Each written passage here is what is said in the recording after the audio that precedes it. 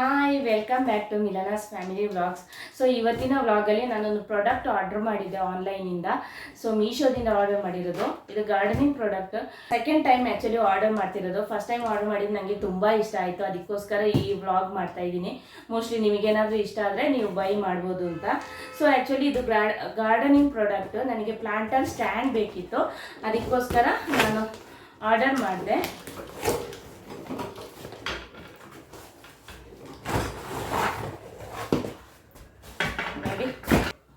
Four pieces ಬರುತ್ತೆ.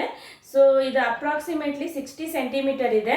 ನಿಮಗೆ actually 3 pot ಆರಾಮ್ಸೆ ನಿಮಗೆ ಇಡ್ಬೋದು.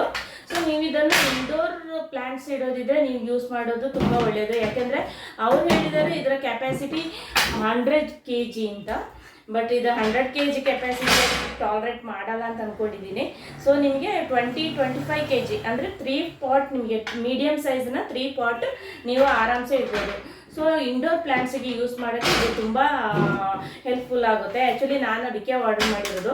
ಬಾಲ್ಕನಿಯಲ್ಲಿ ಇಡೋಕ್ಕೆ, ಬಾಲ್ಕನಿಯಲ್ಲಿ ಇಂಡೋರ್ ಪ್ಲಾಂಟ್ಸ್ ತುಂಬ ಇದೆ ನಂದು.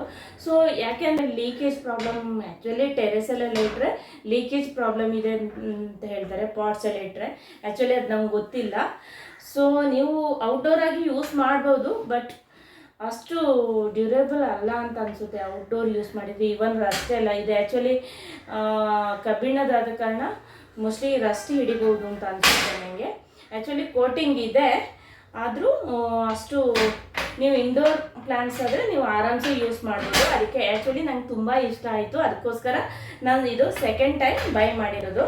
ಇದರ ಪ್ರೈಸ್ ಮತ್ತು ಲಿಂಕ್ ನಾನು ಡಿಸ್ಕ್ರಿಪ್ಷನಲ್ಲಿ ಹಾಕಿರ್ತೀನಿ. ಸೊ ಚೆಕ್ ಮಾಡ್ಕೊಳ್ಳಿ. ನಿಮಗೆ ಬೇಕಿದ್ರೆ ನೀವು ಆರ್ಡರ್ ಮಾಡ್ಬೋದು. ಓಕೆ, ತುಂಬ ಇಷ್ಟ ಆಯಿತು ಅಂತ ನಿಮಗೆಲ್ಲರಿಗೂ ಯೂಸ್ಫುಲ್ ಆಗ್ಬೋದು ಅಂತ ಹೇಳ್ಬಿಟ್ಟು ನಾನು ಇದನ್ನು ವ್ಲಾಗ್ ಮಾಡ್ತಾಯಿದ್ದೆ. ಅದರ ಜೊತೆಗೆ ನಾನು ಇದು ಪ್ಲೇಟ್ಸ್ ಕೂಡ ಆರ್ಡರ್ ಮಾಡಿದ್ದೆ. ಇದು ಪಾಟ್ ಕೆಳಗಡೆ ಇಡಲಿಕ್ಕೆ. ಆ್ಯಕ್ಚುಲಿ 8 ಪೀಸಸ್ ಬಂದಿತ್ತು.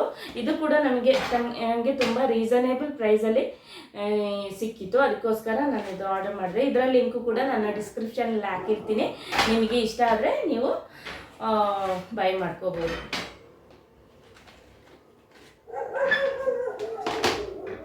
ಓಕೆ, ಸಿಗೋಣ ಹಾಗಾದರೆ ನೆಕ್ಸ್ಟ್ ವ್ಲಾಗಲ್ಲಿ. ಅಲ್ಲಿ ತನಕ ಬಾಯ್ ಬಾಯ್.